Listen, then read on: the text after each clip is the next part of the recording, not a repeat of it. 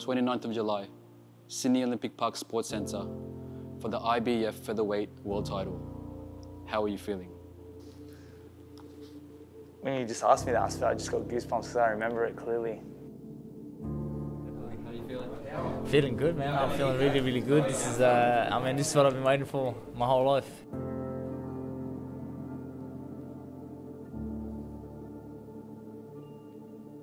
It happened from a young age. At the age of 12, I was just so dedicated, and I knew exactly what I wanted. I had a vision, and I knew exactly what it took to get there. I knew that it took hard work and dedication, a lot of sacrifice, and that's the things that I did in my life to get to that point.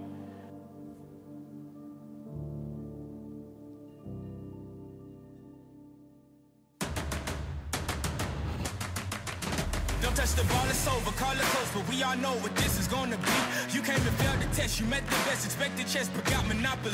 I came and bought you out, I knocked you out, I cropped you out with no apologies. I am the hope, the heart, the faith, the spark, the one who will fulfill the prophecy. I just been counting, never lounging, climbing up mountains, bouncing back. Step in the ring, about you step back. They'll learn hot when I get on the track. I like it louder the most, watching all these shit just buy down to the goat. If I can't decide, I'ma probably get both. We don't celebrate, but right now I'm a toast, resurrected ghost.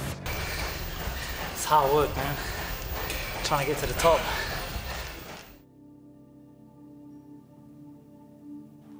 On the morning of the fight, when I woke up, I remember the feeling was just like, wow, I'm gonna be champion of the world today. And I remember getting to the venue, and the venue was packed. The atmosphere was just electric. I could remember it like it was yesterday. It's time. My dad was just finished the prayer. We'd just done a family prayer, like, you know, with the whole group. My dad asked God to give me victory and to make me victorious. And everyone was psyched. And I remember walking through the corridor way on the way out to the venue. And I was like, this is the moment that I'd been waiting for my whole life. This is my chance to solidify myself in the history of boxing alongside some of the greatest champions. Look, I just knew that this was my night. I just knew, I could feel it. There was something in the air. You know, people like Costa Zoo were there. You know, Bob Carr was there. The Premier, you know, former Premier of Australia was there. Amazing people there, and I was just ready to put on a spectacle for everyone.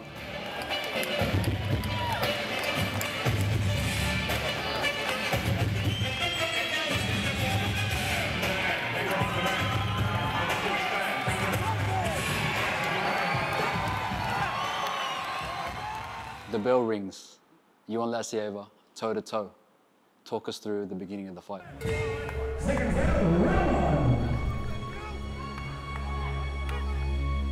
The game plan was to just come out and just sort of get a feel out, you know what I mean? Just to feel him out, you know, give him angles, don't be in front of him, you know, keep moving, don't ever stand in front of him. That was the whole goal. The whole goal of the whole fight was to just punch and move, give him angles. And that's exactly what I did, you know. I remember coming out of the first round, it was like, went back to the corner, and Billy was so happy with what I had done in the first round. You know, I just basically picked Lacierva off, and you could see the frustration from him kicking in right away. You could see that within a few rounds he was going to erupt and start doing dirty things, because that's what he was, you know, known to do in his previous fights. Flick the jab, bang, flick the jab, all right? Not pushing, all right? You're moving too far out at the moment. It's when you're moving your distance, not too far. Everything that Billy Hussein said that he would do, he did. You know, dirty tactics, yeah, tick that off, he did that. You know, switch from orthodox to southpaw and try to throw these lunging shots, tried to do that. In round 3. Oh, wow, you know what? It's like you're halfway through the fight. Round 6 is completed. You're going into round 7, and you know, I knew I was up on the scorecards. I was shutting him down. There's nothing that he could do at the time that was, you know, that was being successful for him. You know, so I just felt like the ability to tower boxing, and the most important thing that was going through my mind was stay focused, stay on the plan, because there was no need to do anything other than what I was doing, because I was winning.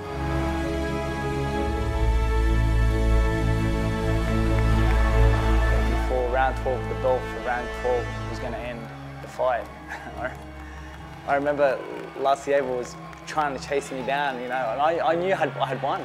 I knew I had won because Billy had saying to Tommy, you've done fantastic going into round 12. I knew I was victorious, and they told me, don't gamble, just win the round. And you know, but me being me, I wanted to go out and sort of put it on him a little bit, and I did. But I was just so confident in my performance, and I knew that I was going to be champion of the world. Center ring, a unanimous decision as the announcer reads the judges' scorecards. Your hand is raised. The new IBF Featherweight Champion of the world. Reflect with us. It is a unanimous decision. Charlie Angus at 119-109. Alejandro Lopez at 118-109. And Sonsak sitting up at 115-112. Your winner from Australia.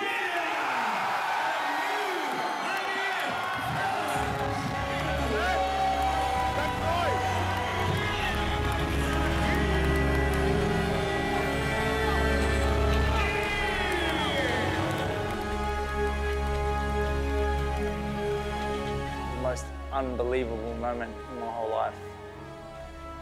The only other thing that compares to that moment is the birth of my son, and that's the truth. The birth of my son does that, but that's still the greatest sporting moment of my life. I'm champion of the world now, man. I feel so great. I've done it. You guys have been there. You followed the journey. We're champ now, man. We're champ. Wow. Teachers who told me I'd never be nothing, I'd never amount to anything. You know, somebody that was going to be an inspiration to others. Just like people inspired me, I could one day inspire other people. And I had finally arrived at that moment where nothing could ever be taken away from me anymore. The history books had been written.